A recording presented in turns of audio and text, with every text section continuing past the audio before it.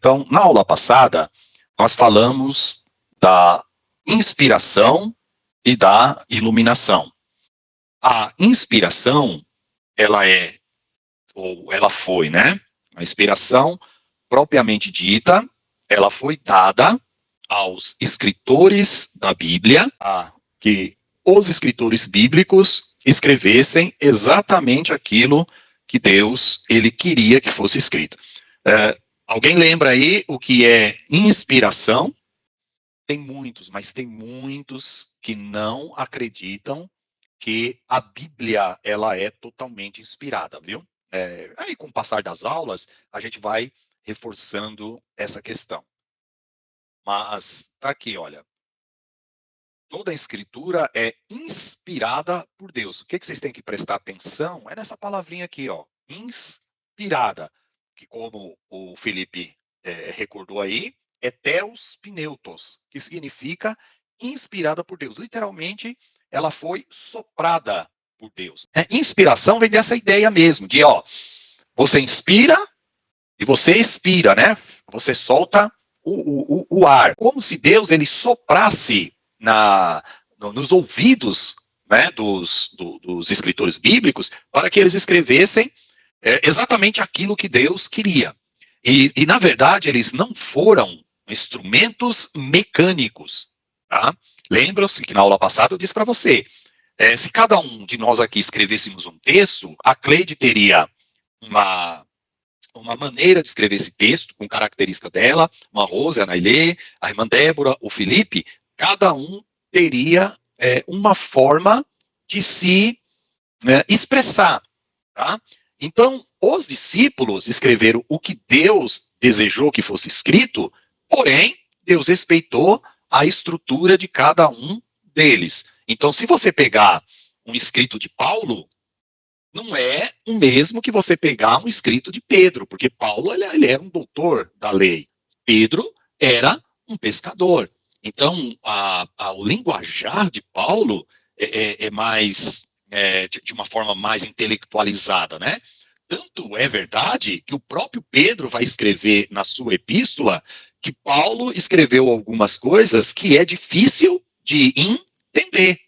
Porque Pedro quis dizer, olha gente, Paulo ele é um intelectual que está sendo usado por Deus. Então, Paulo, às vezes, ali por conta da sua característica literária, ele vai usar um linguajar que até nós temos uma certa dificuldade de entender. Né? Era isso que Pedro estava falando. Então, a Bíblia, ela é inspirada por Deus, e presta atenção, só o Novo Testamento que é inspirado por Deus? Olha o que diz o início aí. É só o Novo Testamento? Não. Não, o Antigo também. O que diz aí o verso? Toda a Escritura? Isso, toda a Escritura. Não é isso? E essa toda a Escritura aqui é o Velho e o Novo junto, certo? 39 do Velho Testamento e 27 do Novo, ou seja, os 66 livros da Bíblia são inspirados. Isso aí é só para a gente recordar a aula passada. Aí nós falamos, isso é a inspiração. Então, quando nós falamos em termos de escrito da Bíblia, só foram inspirados para escrever a Bíblia, ou nós podemos atribuir inspiração bíblica somente aos autores da Bíblia. Aqui, e a gente vai ampliar um pouco aqui essa definição, estou ampliando aqui para vocês verem, ação ou efeito de inspirar. Primeiro, né, de inserir ar nos pulmões. Então, esse é aquele efeito que eu digo, né? Inspirou, expirou. Figurado, processo que faz com que algo nasça do coração, no espírito, no pensamento. Então, a depender da forma com que você usa esse termo inspiração, ele vai estar dentro desses contextos aqui, estado da alma, quando influenciado por uma potência sobrenatural. Olha o que diz aqui embaixo, inspiração divina. Eu vou até, que não dá para grifar aqui, mas está vendo que é essa inspiração que eu me refiro aqui quando nós falamos no coração, né? Que alguém é influenciado por Deus, pela inspiração divina. Agora, a Cleide, ela faz quadros, né? Inclusive, nós já vimos. Então, quando a Cleide faz fez ou faz um quadro, nós podemos usar a expressão, a Cleide estava inspirada quando ela fez esse quadro. Mas o que eu estou querendo dizer com essa inspiração? Eu estou querendo colocar dentro desse contexto aqui, o processo que faz com que alguém nasça no coração, no espírito, no pensamento. Ou a Cleide, ela foi inspirada porque ela viu alguma coisa na natureza e ela falou, viu uma árvore, uma casa na natureza e falou, poxa, estou vendo, eu vou desenhar ou eu vou pintar aqui esse quadro. Então, há diferenças da palavra inspiração. No contexto bíblico, inspiração só foi dada para os autores bíblicos, mas ninguém pode dizer que teve inspiração de Deus para escrever alguma coisa, tal qual os autores da Bíblia. Espero que vocês estejam conseguindo diferenciar. Vai lá, Cleide, pode falar. Não, nesse aí que você grifou em azul, inclusive eu acho que em 2 Pedro, né, 1:21 vai falar exatamente isso, que nem ele foi inspirado por vontade alguma, mas foram inspirados pelo Espírito Santo. Exatamente, é o texto que a gente estava propondo aí, né? Na verdade tem nos dois, 2 Pedro 3,16 e 2 Pedro, segundo ou primeiro, Cleide? 2 Pedro 1:21. Isso. Então, essa é a ideia. 2 Pedro 1:21 e 2 Timóteo 3,16 vai falar para nós dessa inspiração. É o Theos Vineutos. Tudo bem? Então, há essa diferença. Por que a gente tem que entender isso? Porque se vocês pegarem um livro como o Alcorão, eles vão dizer que aquele livro também foi inspirado por Deus. Se vocês pegarem o livro dos Mormons, eles vão também dizer que foram inspirados por Deus. Então a gente já rejeita, só para vocês terem ideia, os 7 livros apócrifos, né, que a gente encontra na igreja católica, nós, os evangélicos, consideramos eles inspirados? Não. Não, tá? E aí tem alguns motivos que na matéria de bibliologia, que é a matéria que vem depois de hermenêutica, nós vamos ver isso com mais detalhe, tá? Então, algumas dúvidas que vocês tiverem aqui, na matéria de bibliologia, a gente vai voltar a falar sobre esse tema. Então, vamos continuar aqui. A iluminação aí sim, né? Nós precisamos agora da iluminação para que nós possamos entender os textos bíblicos que foram inspirados. Então, Deus, como sendo o autor da Bíblia, né, o Espírito Santo inspirando, e aqui quando nós falamos Deus, nós nos referimos à ideia de trindade, né?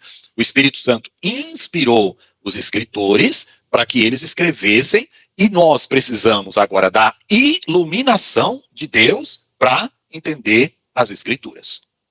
Bem, então aqui tem um gráficozinho que eu coloquei aí no livro.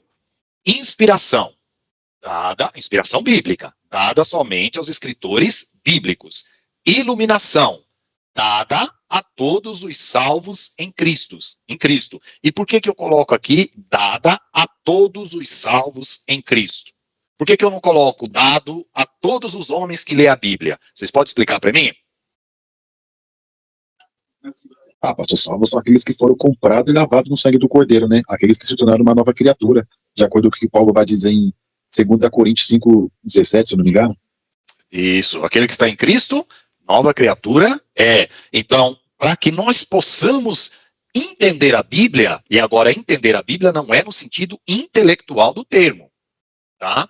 Entender a Bíblia no sentido espiritual do termo, nós precisamos da iluminação, ou seja, os nossos olhos se abrem para que nós possamos compreender as Escrituras. Falamos disso na aula passada, e eu só estou reforçando para vocês aqui, o texto aqui, nem sabia que estava aqui, o texto que eu disse para vocês lá, o 2 Pedro 3,16, que ele fala, falando disso, como em todas as suas epístolas, entre as quais há pontos difíceis de entender, que os indoutos inconstantes torcem igualmente as outras escrituras para a sua própria perdição. No 15 ele vai estar falando de Paulo, tá? Então, nós precisamos, para entender a Bíblia, 2 auxílios fundamentais, ou 2 ferramentas. Na parte humana, nós temos o auxílio das várias áreas do conhecimento. a história, a geografia, a filosofia, a teologia, a arqueologia, a linguística, a hermenêutica, que é a matéria que nós estamos estudando, a exegese. Então, na questão humana, nós temos aí várias ferramentas para entender ela intelectualmente. Agora, para entendermos ela no aspecto de iluminação, nós dependemos totalmente do Espírito Santo. Ou seja, qualquer pessoa de uma outra religião, ele vai ler a Bíblia, mas ele não vai compreender a Bíblia no sentido espiritual, tal qual nós entendemos. Lembra, Felipe, o exemplo que você deu lá dos testemunhos de Jeová, que lê lá João 1:1, no princípio criou Deus os céus e a terra, no princípio era o verbo, e o verbo estava com Deus. Na nossa Bíblia está, e o verbo era Deus, e na Bíblia deles está escrito da seguinte forma, e o verbo era um Deus, porque eles não têm Jesus como o coigual ao Pai. Eles entendem que Jesus é inferior a Deus. Então, quando você prega o evangelho, irmãos, para alguém, e aí já vai, olha, um ensino, tá? Aqui para vocês. Nós temos muita preocupação de, quando pregamos o evangelho para alguém, que essa pessoa se converta, né? Nós falamos, meu Deus, até parentes, até amigos, pessoas próximas nossa, falam, olha, eu vou pregar de todo jeito o evangelho para essa pessoa, e você vai, empurra a Bíblia nele, mostra daqui, mostra de lá. Temos que mostrar, temos que pregar, é claro, isso é uma ordem divina. Porém, a responsabilidade nossa não é converter. A responsabilidade nossa é pregar. Quem vai convencer as pessoas do pecado, da justiça e do juízo, conforme diz lá João capítulo 16, verso 18 a seguir, se eu não me falha a memória, é o Espírito Santo. Então, cada um de nós aqui, né, com talvez exceção da irmã Nailê, que já veio de berço, né, nunca foi para o mundo, mas mesmo ela precisou, ao longo da vida dela, na presença de Deus, ter a iluminação do Espírito Santo para entender que Jesus era o Salvador. Se alguém se converteu vindo de uma outra religião, você, ao ouvir a palavra de Deus, o Espírito Santo te convenceu do pecado, da justiça e do juízo, os teus olhos foram iluminados, e é isso que é a iluminação, tá? E você começou a entender o que a Bíblia estava falando.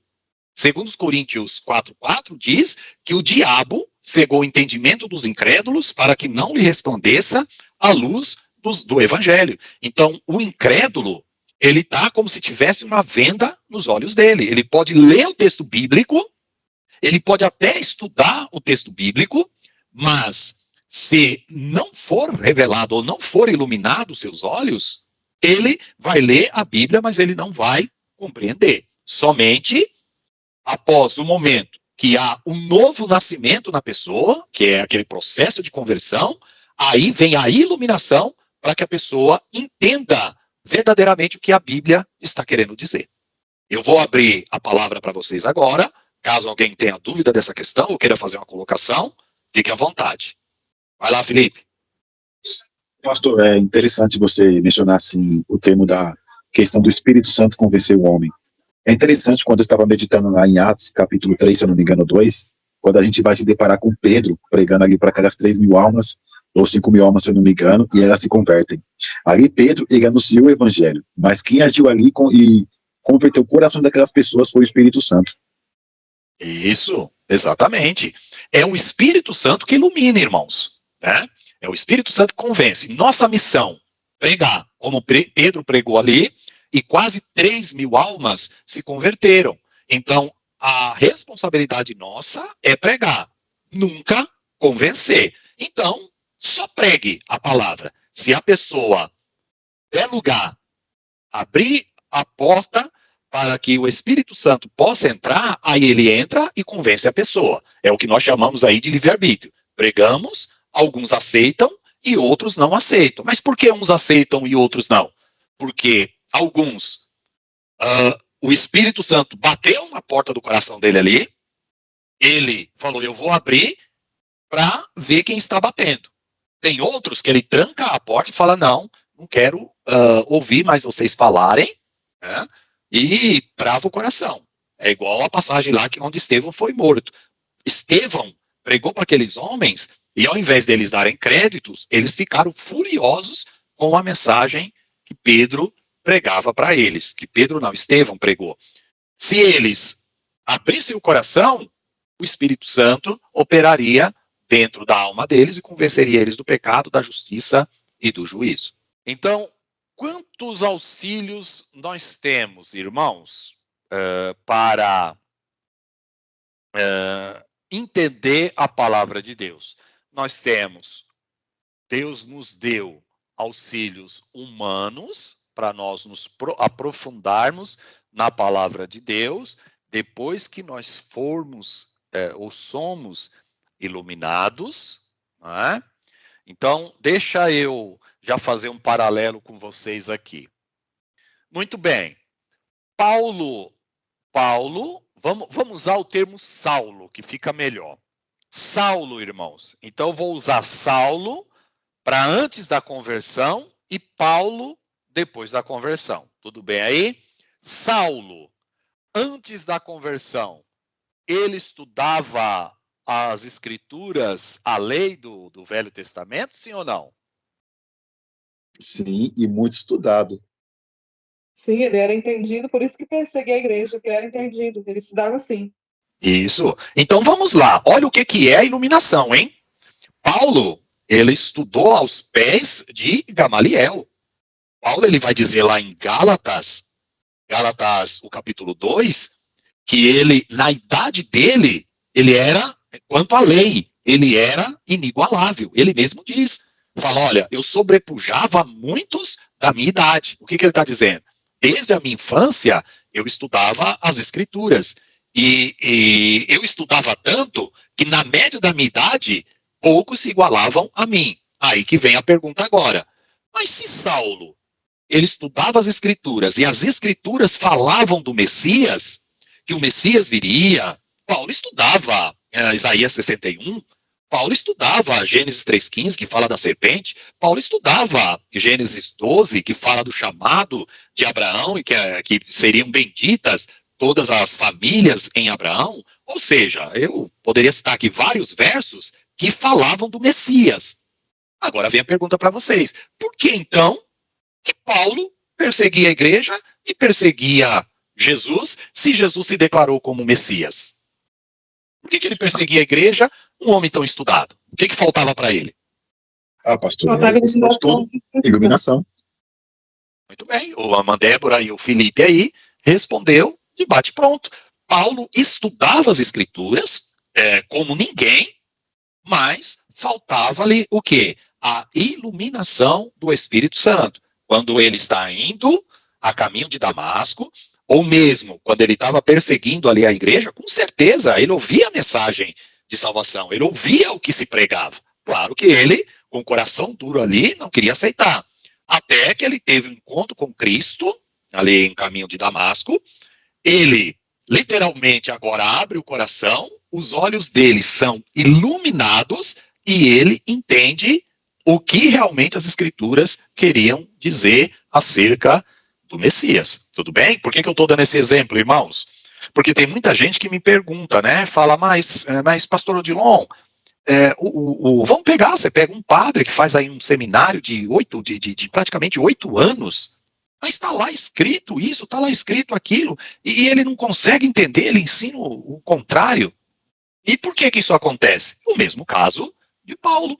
Estudou, mas nunca abriu o coração para que a verdade do evangelho, a verdade espiritual do evangelho, pudesse entrar na sua alma e abrir o seu entendimento para que ele possa ter o evangelho resplandecido dentro da sua alma, no seu coração, e ele enxergar com os olhos espirituais. Vai lá, irmã Nailê.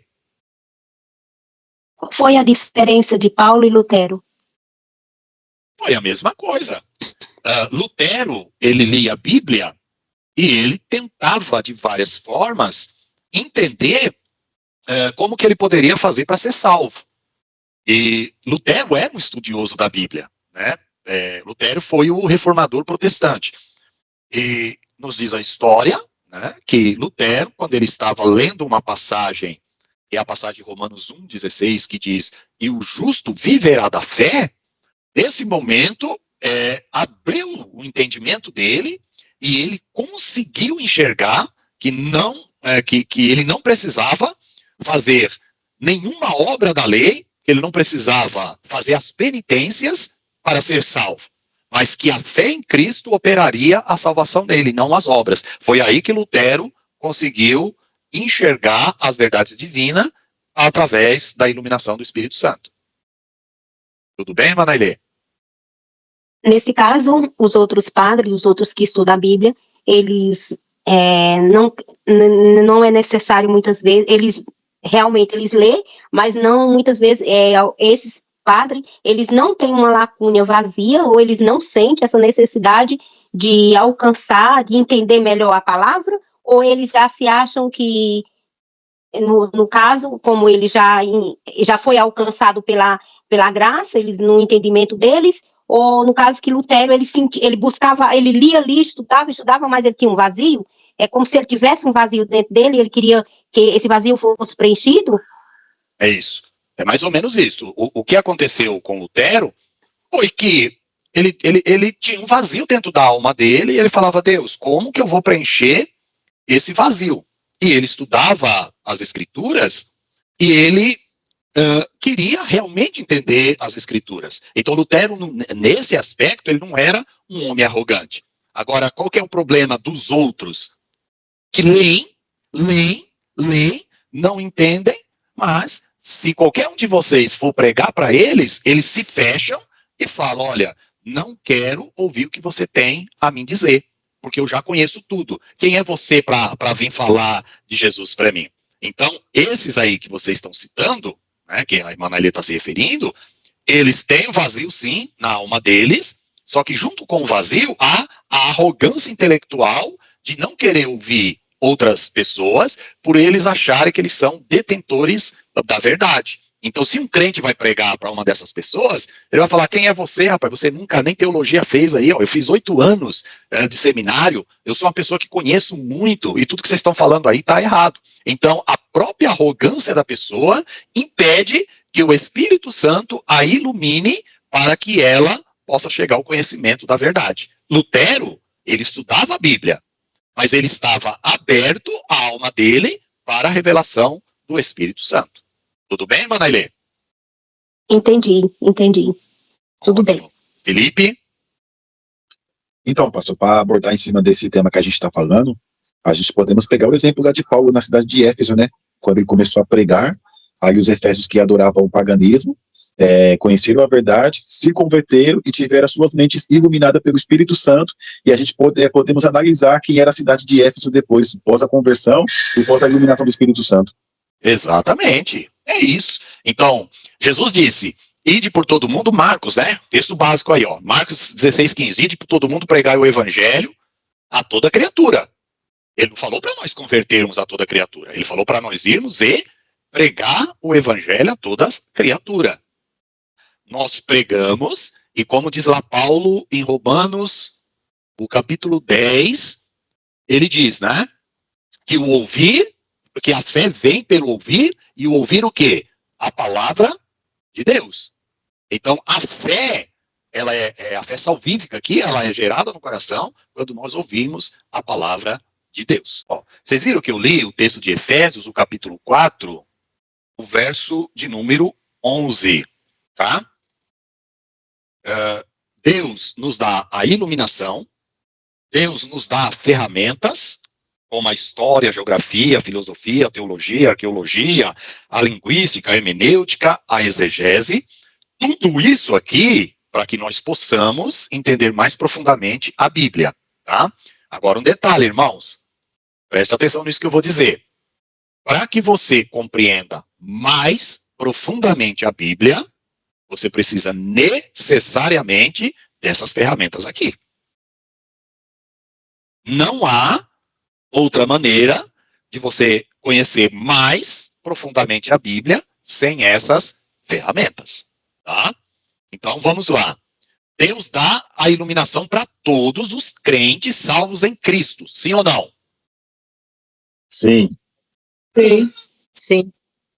Isso. Ótimo. Então, Deus dá a iluminação, que é a parte divina. Agora, a parte humana, Deus dá para nós no sentido de vir lá do céu? O conhecimento de história, geografia, filosofia, teologia, arqueologia, linguística, hermenêutica, exegese? É Deus que dá? Não. Quem tem que buscar? Nós. Somos nós. Nós. E é isso que vocês estão fazendo aqui. Deus iluminou a vocês, iluminou a mim, e nós estamos aqui usando todas essas ferramentas para entender mais as Escrituras. Então, junto com essas ferramentas aqui, nós temos quem? Os mestres e doutores. Quando eu coloco aqui mestres e doutores, são aqueles que Deus deu para nós em Efésios, o capítulo 4, verso 11 e 12, que são os nossos professores, né? No caso aqui de teologia. Eu vou fazer uma colocação aqui para vocês entenderem bem como que se processa o conhecimento de teologia nas nossas igrejas. Agora, quando eu digo nossas igrejas, irmãos, eu estou falando a igreja evangélica na sua grande maioria, tá? Não estou falando Ministério A nem Ministério B, eu estou falando igrejas evangélicas na sua grande maioria e na sua maioria esmagadora pentecostal, tá? Deixa eu fazer uma pergunta geral para vocês aqui. E aí, ao final, vocês me respondem sim ou não. Muito bem. Alguém de vocês, aqui numa discussão, vocês estão lá numa roda e tem, sei lá, as pessoas discutindo e pessoas que têm conhecimento na área, tá? Pessoas que têm conhecimento na área. Então tem 5 advogados discutindo acerca da lei, né? A lei humana, a advocacia. E aí tem um outro grupo falando de engenharia espacial. Tem um outro grupo falando de filosofia. Tem um outro grupo falando de medicina. Só para ficar nesses 4 grupos aí. Quem de vocês se atreveria a entrar no meio da conversa deles e tentar conversar de igual para igual? Eu não, porque eu não conheço nada disso. Eu também não, de jeito nenhum. Nem eu. Eu não tenho coragem. Também não? Não tenho coragem. Tem não, né, Mandébora? Só que o que é interessante, irmãos, olha só. Há uma síndrome no meio dos crentes, e aí eu falo, na maioria das igrejas e dos pentecostais, que não tem a humildade de vocês. Todo mundo na igreja, ele se acha no direito de dar a opinião dele, e quando eu falo opinião, é opinião mesmo, né? É o achismo. É o achismo. Eu acho que é isso, o outro, eu acho que é aquilo outro, eu acho que é aquilo outro. Em termos de teologia. Ou seja, ninguém mede o bedelho nessas áreas de formação específica. Porém, é comum no nosso meio as pessoas meterem o bedelho dentro da área de teologia, porque na cabeça, no inconsciente das pessoas, ele acha que ele lê um livro, ele já está pronto para falar de teologia. Ele fez um curso básico, ele agora já está pronto para chegar lá na igreja e falar, olha, eu vou ensinar para todo mundo aqui, porque eu tenho um curso básico do Brasil para Cristo, da FATEBER, da FATEBEN e qualquer, da Metodista, qualquer curso de teologia. Então, o porquê que Deus nos deu mestres e doutores, conforme Efésios 4, 11 e 12? Porque são essas pessoas que são a semelhança dos advogados, dos engenheiros espaciais, agora eu nem lembro lá dos filósofos, né? A semelhança desses grupos que eu disse para vocês, são esses mestres daqui e doutores, que nós lemos no texto bíblico, que dedicam a sua vida ao estudo da palavra para buscar um conhecimento mais profundo para trazer para vocês. Então, não é, irmãos, qualquer um que pode, assim, simplesmente chegar e falar, olha, eu vou ensinar Bíblia para vocês. Então, vamos lá.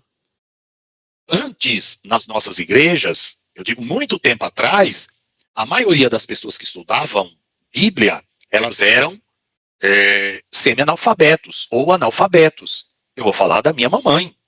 E vocês têm aí os pais, os avós, que nas gerações passadas eram analfabetos. A dificuldade de se estudar era muito grande. Então, qualquer pessoa na igreja que lesse a Bíblia, né, já era considerado uma pessoa que, olha, ele já tem um conhecimento, olha, ele sabe até ler. Né? Uma professora, era um orgulho para o fazendeiro mandar a filha dele estudar aqui em São Paulo, lá no Rio de Janeiro, para ela ser professora. Então, naquele período em que era difícil até você saber ler e escrever, era aceito qualquer pessoa que tivesse o mínimo de conhecimento. Olha o que eu estou dizendo, um mínimo de conhecimento, porque o mínimo de conhecimento dele era superior ao conhecimento quase que zero, né, dos nossos irmãos. Só que hoje as coisas mudaram. Hoje, vocês vêm aqui, eu estou dando aula para vocês, e qualquer coisa que eu falar aqui, vocês têm aí o meu amigo, o nosso amigo Google, e outras ferramentas aí que vocês podem consultar na hora, para ver se o que eu estou falando condiz mais ou menos aí com o que é correto. Então, hoje não se aceita mais esta questão de uma pessoa que não tem conhecimento bíblico, ela se posicionar para ensinar. Lembra da frase nossa, que isso está na igreja, mas a própria igreja não obedece isso? Você só pode levantar para ensinar depois que você se senta para aprender. Não é isso que o nosso provérbio diz? Você só pode se levantar para ensinar depois que você se sentar para aprender. Só que tem muitas pessoas que lê um livro e tem uma Bíblia de estudo, ele já acha que ele tem condições de levantar para ensinar. Então vocês são bem-aventurados, e eu tenho um orgulho muito grande aqui, principalmente da parte feminina, né, das irmãs aqui, que falam, olha, eu vou sentar para aprender, para que eu possa ter condição um dia de me levantar para ensinar. Mas primeiro, vocês estão sentando para aprender, assim como eu me assento todos os dias para aprender, para poder estar aqui na frente ensinando alguma coisa para vocês. Pode falar, irmã Cleide. É isso mesmo, assim, que a Nailê comentou, né? É esse comentário mesmo, porque às vezes a pessoa, ele não quer se engrandecer e falar, não, eu prego demais, né? A pessoa vai na humildade e fala. Isso, exatamente. Um dia a pessoa, ninguém engana ninguém, né? Realmente, se subir lá em cima também, ficar enchendo linguiça, qualquer pessoa sabe, porque hoje eu acho que as pessoas estão, igual você falou, estão mais estudadas um pouco, né? Não são tão ignorantes quanto a palavra, e não vai aceitar também qualquer coisa, né? Isso. Então, irmãos, é por isso que nós temos que usar todas as ferramentas. Então, olha o que eu coloquei aqui, né? Ó. Dizer que o Espírito Santo nos inspira e não precisa de mais ninguém parece uma grande honra. Por quê? É o que a irmã Nailê diz, que se usava antes daquele verso e dizia, né? Abra a tua boca e eu a encherei. Deus, é claro, ele vai abrir a nossa boca, nós vamos abrir a nossa boca e Deus vai enchê-la das palavras do céu. Só que você precisa ter conhecimento da palavra para que Deus possa usar o conhecimento. Porque o Espírito Santo, a função dele é nos fazer lembrar daquilo que nós estudamos. Então, nós só podemos falar, em termos de conhecimento bíblico, aquilo que nós estudamos. Claro que foge desse padrão que eu estou falando aqui, aquelas revelações que Deus dá. Mas aí se trata de revelação. Não se trata de um conhecimento bíblico. Então Deus não vai colocar na tua cabeça, no momento que você estiver pregando, só vou exemplificar aqui, que a palavra inspiração no grego é theos pneutos. Deus não vai colocar isso, né? Dentro da tua cabeça. Agora, o que Deus faz no momento da pregação, Deus revela mediante a palavra que você está pregando. Olha, tem pessoas que estão assim nessa situação, Deus direciona a palavra. Porém, esse tipo de conhecimento humano somos nós que temos que buscar. Então, acompanhando aqui, olha, sobretudo no que diz respeito ao aprendizado das Escrituras, sabemos que as declarações requerem provas de uma boa interpretação. Então, as pessoas não devem concordar com nada sem checar a veracidade das informações recebidas.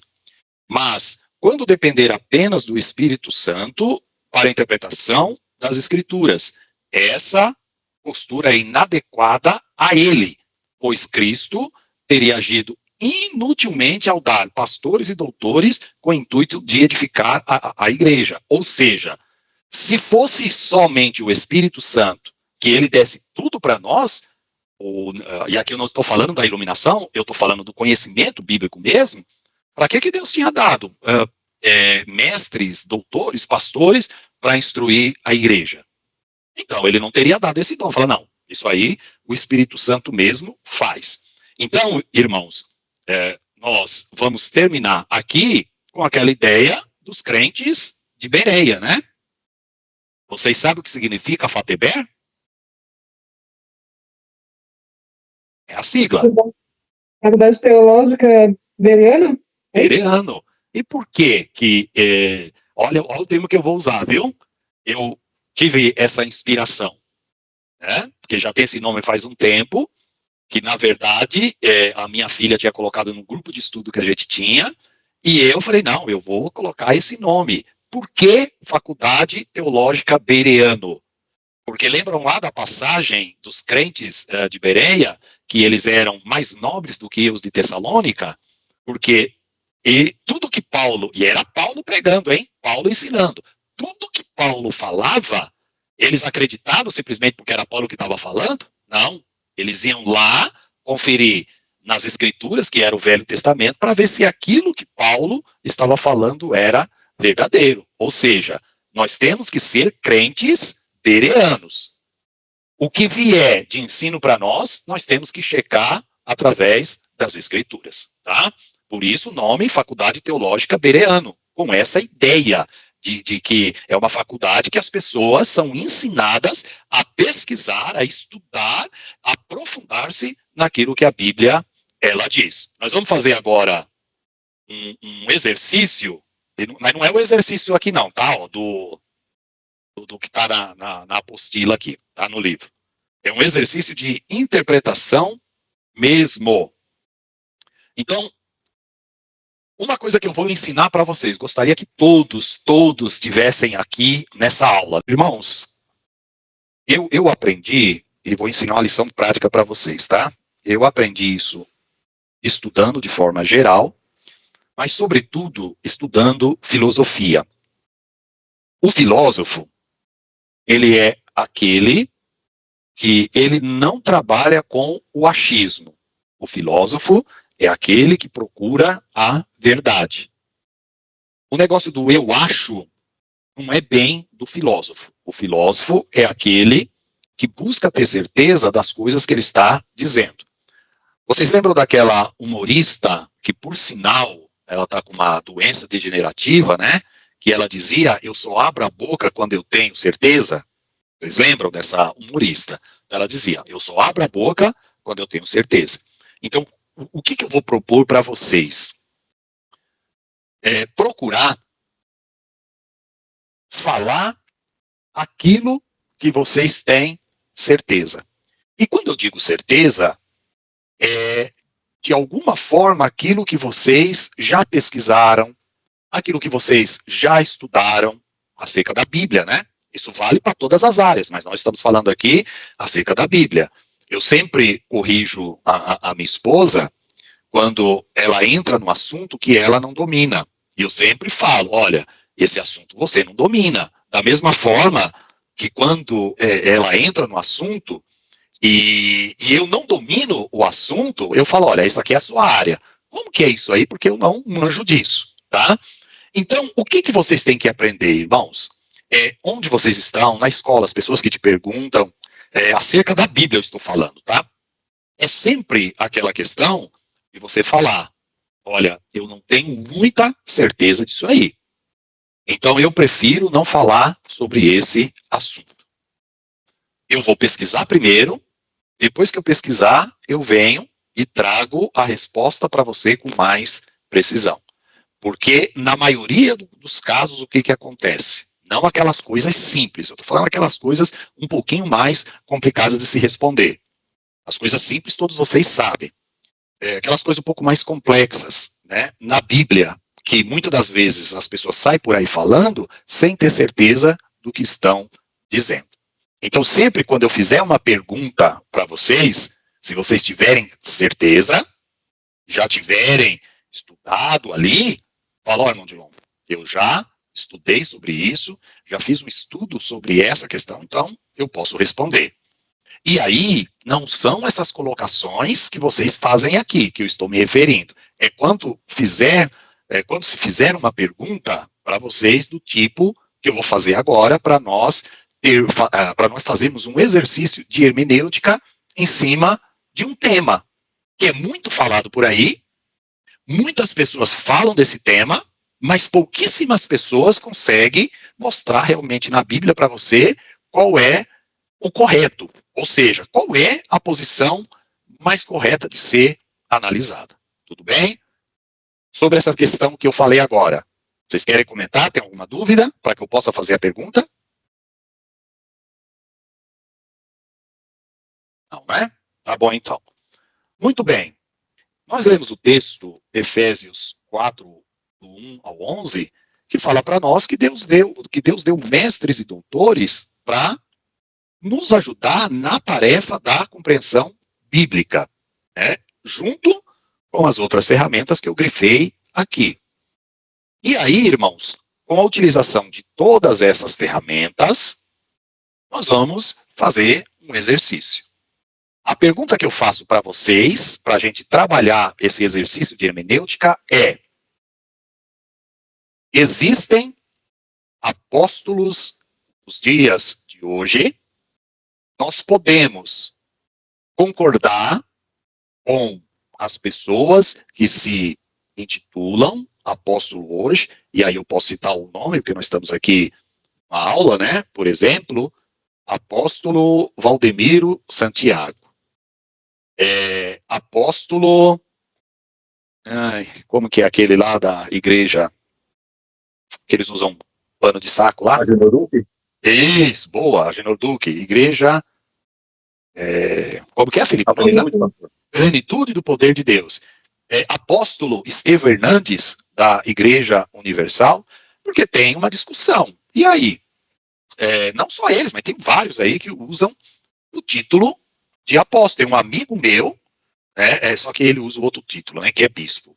Então, na verdade, é apóstolo. Esse termo hoje pode ser aplicado ou não. Lembre-se, o que diz Efésios capítulo 4, verso 11, que nós lemos. E Deus deu para apóstolos, profetas, querendo o aperfeiçoamento dos santos. Tá aqui, ó. Vou grifar aqui para vocês.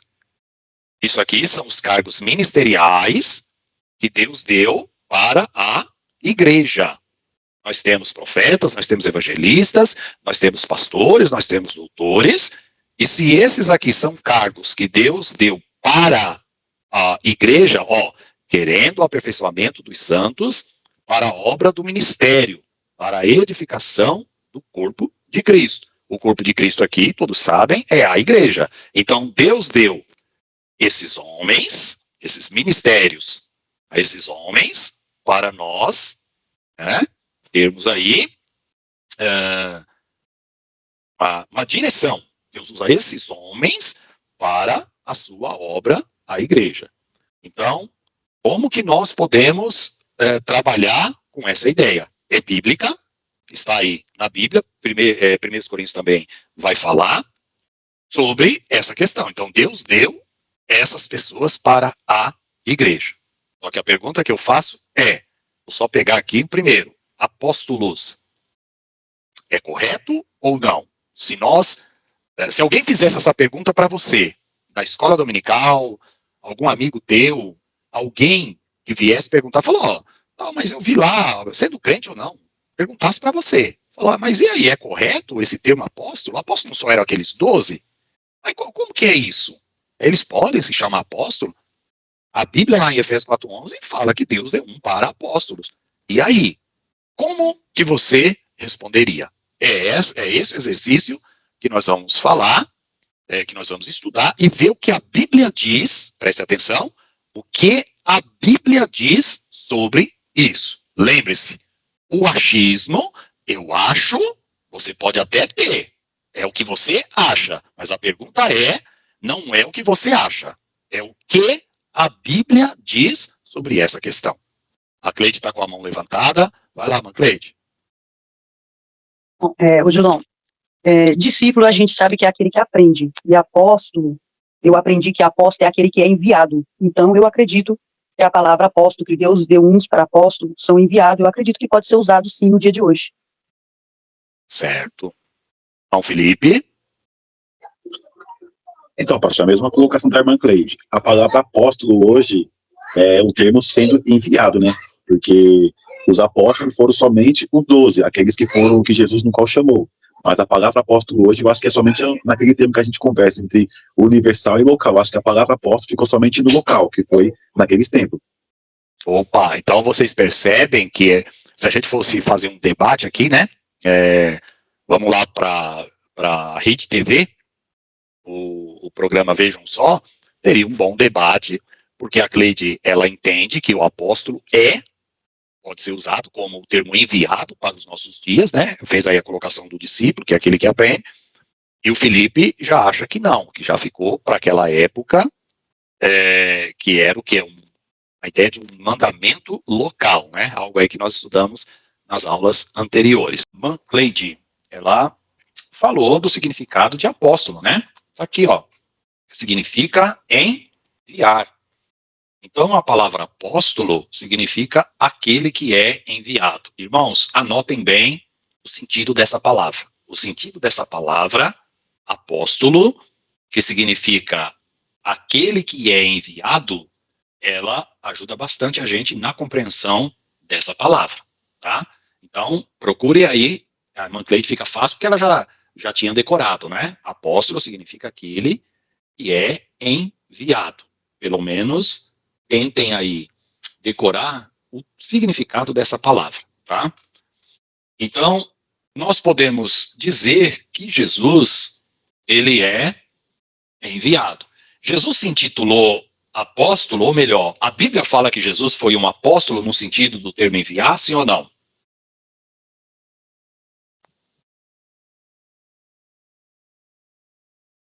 Eu nunca vi. Nunca viu? Então vamos lá. A Bíblia, no sentido, a Bíblia chama Jesus de apóstolo, melhor dizendo, sim ou não? Não. É uma pessoa que foi enviado, né? Mas não fala, eu nunca vi que Jesus é apóstolo escrito na Bíblia. Então, né? Ótimo. Débora, tal. Pelo menos não me lembro de ter lido que Jesus é apóstolo. É apóstolo, né? Vai depender da tradução também, né, Cleide? Porque às vezes você lê na tradução, a tradução é diferente, nem sempre vai estar igualzinho. Mas, então vamos lá. Primeiro, a Bíblia chama Jesus de apóstolo, tá? Pode ser que na tradução de você esteja diferente, mas se pegar aí na tradução Almeida Revista e Corrigida, ou Almeida Revista Atualizada, ela chama Jesus, a Bíblia, né, de apóstolo. O escritor da carta aos Hebreus, lê lá, aproveita, Cleide, aí, por gentileza, se você não tiver com a Bíblia aí na linguagem de hoje, lê Hebreus 3 primeiro para nós. Já está aqui, é verdade, está escrito mesmo. E pelo que, irmãos santos, participantes da vocação celestial, considerai a Jesus Cristo apóstolo e sumo sacerdote da nossa confissão. Isso. Realmente então, é isso mesmo. Então, Jesus, ele é chamado de apóstolo. E por que ele é chamado de apóstolo? No sentido de que ele foi enviado. Isso? Então, se eu perguntar agora de novo, a Bíblia chama Jesus de apóstolo? A resposta vai ser? Sim, eu abri a João 6. Sim. A Cleide, a tua é Almeida Revista Atualizada ou Corrigida? Você falou, eu abri a do Almeida, Corrigida. Corrigida, né? Exatamente. Então, a Bíblia chama Jesus de apóstolo. Então, o sentido é aquele que foi enviado por Deus para nos salvar. Então, a palavra apóstolo significa enviado. Então, é a primeira coisa que vocês têm que pegar. A segunda questão, irmãos, que nós devemos fazer diferenciação é os apóstolos relativo ao grupo dos 12. Então, você tem os apóstolos que foram 12 em número. Então, em número, nós só temos 12 apóstolos chamados por Jesus. Primeira coisa que vocês têm que entender. Então, daqui a pouco nós vamos ver o texto que fala sobre isso aí. E aí nós vamos já ver que é o seguinte, que quando nós falamos de apóstolo, nós estamos falando primeiro de um grupo de pessoas que foram chamados por Jesus. Quando falamos de apóstolo nesse sentido, então nós só temos apóstolos daquele período. Tudo bem? Então, primeiro, Jesus, ele não era do grupo dos 12, porque ele foi chamado, né? Ou melhor, ele foi enviado por Deus, mas ele era um apóstolo, no sentido de enviado. Jesus comissiona, Jesus chama um grupo de 12, depois morre Judas, e um é colocado no lugar de Judas. Então, quando nós falamos de 12 apóstolos, nós estamos falando dos 12 que foram chamados por Jesus. Então, a primeira diferenciação que você tem que fazer, com base na hermenêutica bíblica, é o quê? O grupo dos 12, que fora eles não teve mais, porque Jesus só chamou 12. O próprio Jesus era considerado apóstolo, e aí, vou pedir para alguém ler para nós aí, apesar de eu ter a Bíblia aqui, irmãos, eu gostaria que vocês acompanhassem para ter aquela sensação de bereano, né? Eu falo aqui, vocês conferem na Bíblia para ver se o que eu estou falando aqui realmente é verdade. Então, falei que Jesus era chamado de apóstolo, pedi para a Cleide lá conferir, a Cleide conferiu, e está lá Jesus sendo chamado de apóstolo. Agora, estou falando que o grupo dos 12, eles eram chamados de apóstolos, aquele grupo específico, e vocês vão conferir aí na Bíblia. Alguém lê para nós aí Mateus 10 primeiro. Para expulsarem, para curarem toda enfermidade e todo mal. Ora, o nome desses 12 apóstolos são estes. Aí ele fala os nomes dos 12. Isso. Então, percebam que a Cleide, ao ler o texto, ela fala, ora, o nome dos 12 apóstolos são estes. A partir daí, nós vamos ter o número dos 12 apóstolos e o nome de cada um deles. Então, quando a Bíblia fala acerca dos apóstolos, ela vai se referir a um grupo de 12 pessoas. Tudo bem? Então, continuemos. Então, para esses 12 apóstolos, teve algumas características. Eles seguiram Jesus, eu vou resumir bastante aqui. Eram um grupo seleto, né? Seleto no sentido de Deus ter escolhido os 12, aí vocês sabem bem. Tem aí várias referências bíblicas falando desses 12 apóstolos que Jesus chamou, vocês sabem até os nomes deles.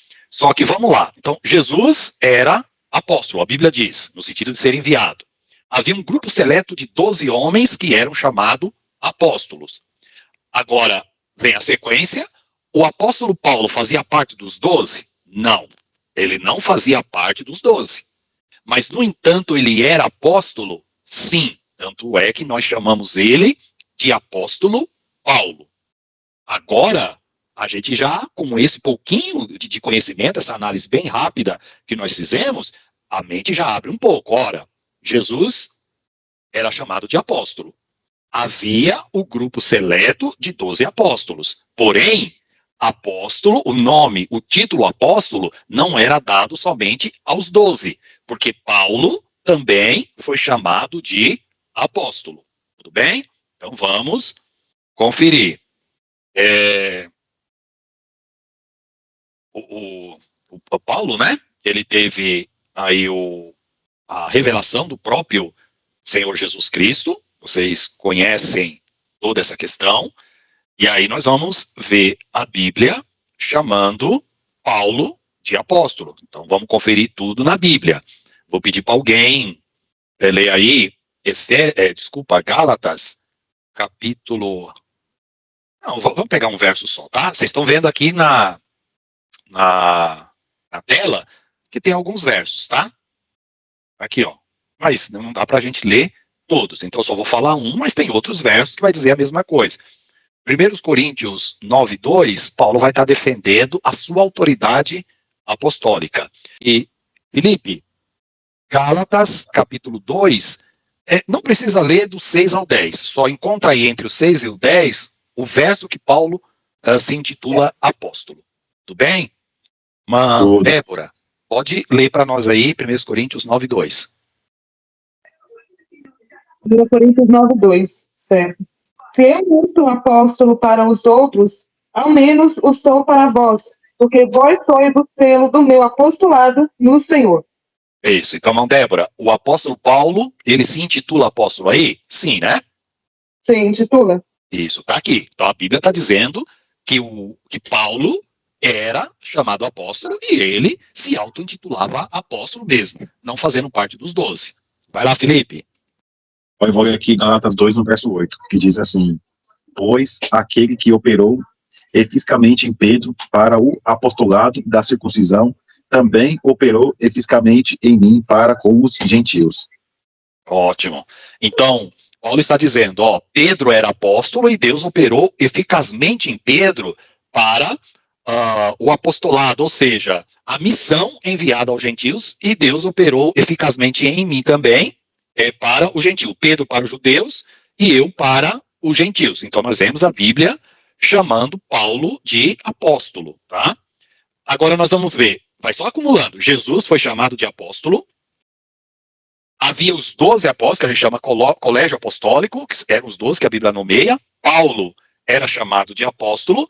E agora nós vamos ver outras pessoas que também foram chamadas de apóstolo, mesmo não fazendo parte do grupo dos 12, tá bom? Então vamos lá. Felipe, que estava em Gálatas, permanece em Gálatas. Felipe, 1:19. Segura aí que você vai ler, tá? Gálatas 1:19. Aí eu vou pedir para a irmã Cleide, vai ler para nós Atos 14:14. Irmã Rose, lê para nós, irmã Rose, Romanos 16:17. Gente, tá tudo aqui na tela, tá? Ó. Gálatas aqui, Atos aqui, tá tudo aqui para vocês conferirem. Romanos 16:7, tá aqui na lousa. Na lousa, ó, de novo, na tela. Então, o que vocês vão ver nesses versos? Pessoas que não faziam parte do círculo apostólico, porém que foram chamadas de apóstolos. Então, quando nós nos referimos ao termo apóstolo, não era somente os 12. Havia mais pessoas que fizeram a obra na igreja primitiva e que eram chamadas de apóstolos. Então, vou começar com o primeiro aí que eu pedi para ler. Foi, mano. Felipe, né? Felipe, vai lá. Gálatas 1:19. E não vi outro dos apóstolos, a não ser Tiago, o irmão do Senhor. Então, Tiago, que era um dos irmãos físicos, carnais, biológicos de Jesus, não fazia parte dos 12, e, no entanto, ele foi chamado de apóstolo. Paulo diz, lá em Gálatas, e não vi outro dos apóstolos, senão a Tiago, irmão do Senhor. Então, Tiago foi considerado também um dos apóstolos, tá? Quem foi a próxima que eu pedi? Foi 14:14. Vai lá, Cleide. Ouvindo, porém, isto, os apóstolos Barnabé e Paulo rasgaram seus vestidos e saltaram para o meio da multidão, clamando. Isso. Ouvindo isso, os apóstolos, quais eram os nomes deles? Barnabé e Paulo. Isso. Ora, Paulo nós já vimos, que se auto-intitulou apóstolo. Mas nós vemos aqui Barnabé também sendo considerado e intitulado apóstolo. Irmã Rose, Romanos 16:7. Romanos 16:7, né? Isso. Andrônico, né? Isso, Andrônico. seus parentes e seus companheiros na prisão, aos quais se distinguiram entre os apóstolos e que foram antes de mim em Cristo.